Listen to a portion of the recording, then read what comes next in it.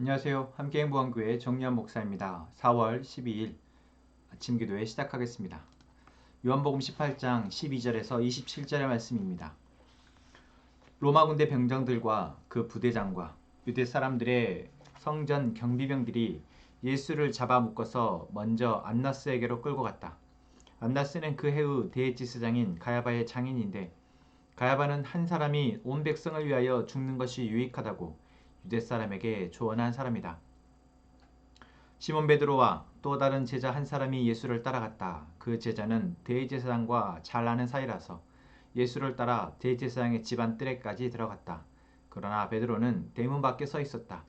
그런데 대제사장과 잘 아는 사이인 그 다른 제자가 나와서 문지기 하녀에게 말하고 베드로를 데리고 들어갔다. 그때 문지기 하녀가 베드로에게 말하였다. 당신도 이 사람의 제자 가운데 한 사람이지요? 베드로는 아니요 하고 대답하였다. 날이 추워서 종들과 경비병들이 숯불을 피워놓고 서서 불을 쬐고 있는데 베드로도 그들과 함께 서서 불을 쬐고 있었다. 대제사장은 예수께 그의 제자들과 그의 가르침에 관하여 물었다.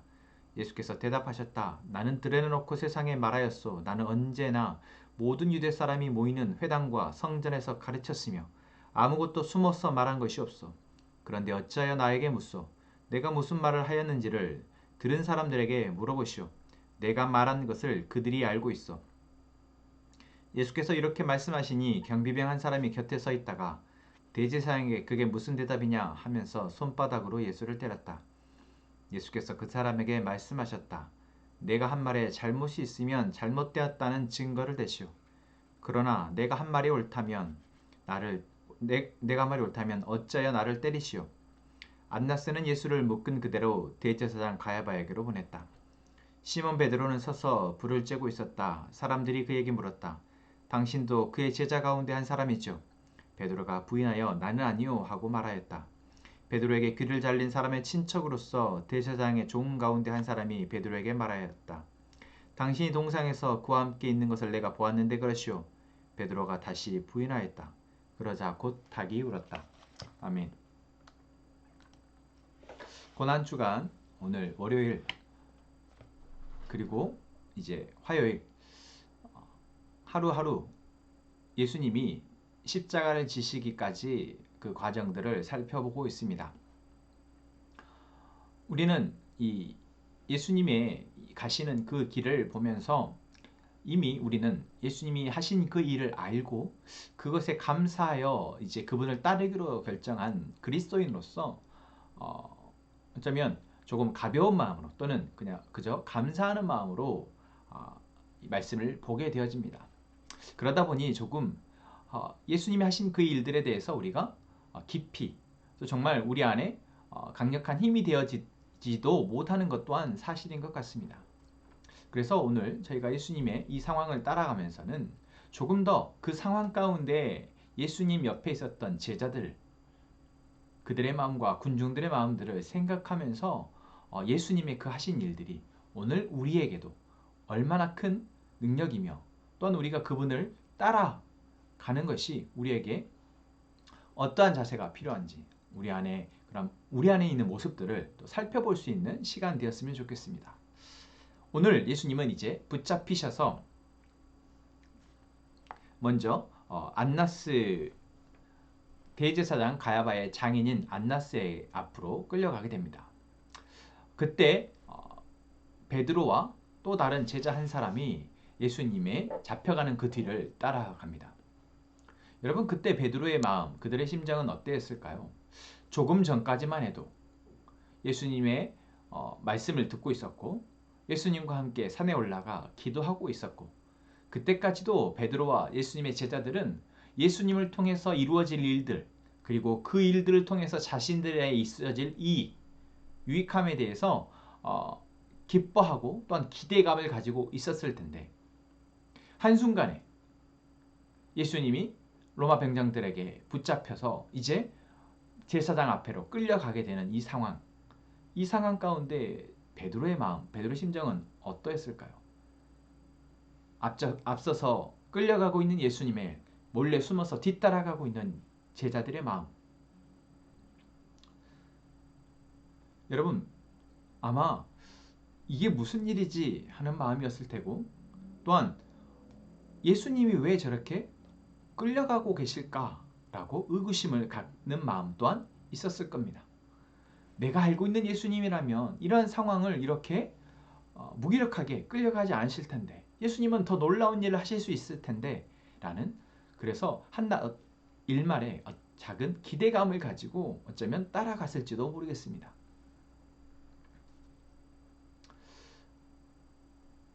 그런 베드로가 이제 예수님이 붙잡힌 곳에 들어가려 했을 때 베드로를 알아보는 사람들에 의해서 당신도 예수를 따르는 무리 중에 한 사람이요? 라는 질문을 받게 됩니다. 이때 베드로는 무엇이라 대답합니까? 아니다 라고 대답을 합니다. 그것도 한 번이 아니라 두 번, 세 번에 걸쳐서 자신은 예수님을 따르는 사람이 아니다 라고 부인을 하죠.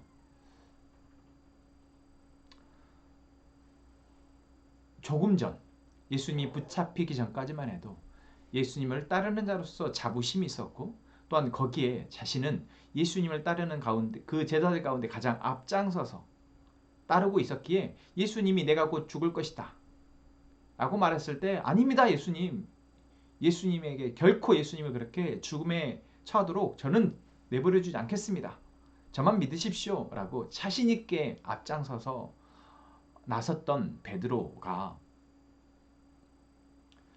예수님을 부인합니다. 예수님의 제자가 아니다, 나는 예수님을 따르는 사람이 아니다 라고 부인합니다. 왜 그럴까요?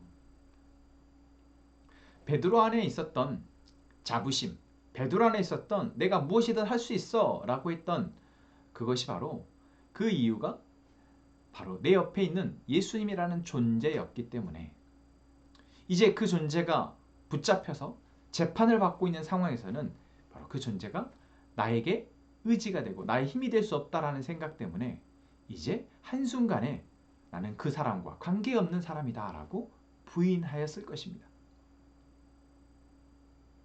어쩌면 우리도 그랬을지도 모르겠습니다. 베드로가 그러했으니 다른 제자들은 말할 것도 없죠. 자, 그러면 여러분, 우리의 믿음이라는 것, 베드로가 예수님을 믿고 따르고 예수님 없이는 살 수 없다고 고백했던 그러한 믿음이라는 것은 무엇일까요? 조그만 상황이 바뀌었고 그 상황이 믿음을 발휘하기 쉽지 않은 상황임에는 분명하지만, 여러분, 우리가 세상을 살아가면서 맞게 될 수많은 상황 가운데 이러한 상황이 없을까요? 그렇지 않을 것입니다. 더더군다나 지금 우리는 처음부터 예수님을 눈에 보거나 예수님을 따르면서 살아가면서 믿게 되어진 존재가 아니라 그저 말씀을 통해서 예수님을 믿게 된 우리는 더더욱이나 예배 드릴 때, 말씀을 때 아멘 하면서 우리가 반응할 때 우리가 믿음이 있는 것처럼 보여지지만, 실상 세상의 삶 가운데에서 예수님보다 더 큰 돈이나 예수님보다 더 큰 세상의 문화나 가치나 명예나 권력이 우리를 뒤흔들려 할 때, 우리 역시 나는 예수님을 믿는 사람이 아니라, 나는 예수님을 따르는 무리가 아니라 돈을 따르는 무리입니다. 나는 이 세상의 그 어떤 가치보다 믿음이 중요하다고 여기는, 이 세상보다 하나님의 나라를 중요하다고 여기는 그러한 사람이 아닙니다 라고 부인할 수 있지 않을까요? 우리 역시 만약 그렇다면 우리는 왜 베드로와 같이 이렇게 연약할까요? 여러분, 우리가 믿는 믿음을 잘 살펴보자면 사실 하나님이 우리에게 선물로 주신, 그래서 내게 보여지고 들려지고 하는 것들에 대한 인격적인 반응에서의 믿음이 강력합니다. 그리고 그 믿음에는 성령님이 우리와 함께 하시며 그 믿음으로 반응할 수 있도록 우리를 도우십니다. 그런데 간혹 우리의 믿음 가운데에는 하나님이 보게 하시고 들려주게 하신 것에 대해서 내가 자연스러운 반응에서의 믿음이 아니라, 나는 지금 이것을 믿어, 나는 이것을 할 수 있어, 그래 나는 교회 다니는 사람이고 나는 집사고 나는 권사고 나는 장로고 나는 목사니까 나는 믿음이 있어, 나는 어떠한 상황에 와도 나는 흔들리지 않을 수 있어. 라는 내 안의 의지에 따르는 의지가 기반이 되고 나의 힘을 믿는 믿음 또한 있다라는 것입니다. 그러한 믿음을 가진 사람은 교만합니다. 자기의 믿음을 과시하려 하고 자기의 믿음에 대해 자기가 하고 있는 신앙의 행위에 대해서 자랑하려 하고 그것에 대해서 다른 사람, 하지 못하는 사람들에 대해서 비교하면서 우월감을 느낍니다. 여러분 그것은 진정한 믿음이 아닙니다. 베드로가 사실 그랬죠. 예수님을 따랐던 제자들의 무리들이 바로 그랬습니다. 그랬기에 그들은 그들 안에서 누가 더 높냐? 다툼이 있었던 것입니다. 예수님을 따르고 예수님의 말씀을 들어왔지만 그들이 예수님을 믿는다 라고 주장하고 따라갔지만 그들 안에는 그것이 자기 안에 의가 되어졌고 그것이 예수님을 통한 믿음이 아닌 자기 안에 나는 이제 이만큼 예수님을 따라가고 있어. 저 사람들은 예수님을 좀 따르다가 가버렸지만 나는 나의 생계를 버리고 나의 생업을 버리고 나는 예수님을 따라가고 있어. 그래서 나는 믿음이 큰 사람이야.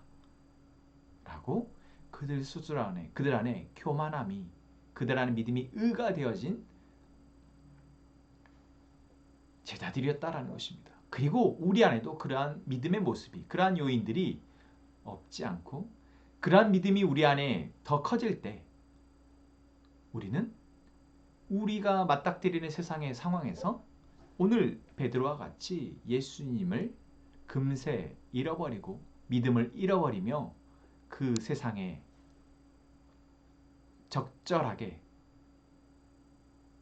반응하는 그 세상의 모습에 적절하게 그들이 원하는 세상이 원하는 세상의 방식에 따른 선택을 하게 된다라는 것입니다. 사랑하는 함께 행복한 가정 여러분, 우리가 믿는 이유는 하나님 우리에게 베푸신 놀라운 은혜입니다. 그리고 그 은혜는 우리가 주장할 수 있는 것은 아무것도 없습니다.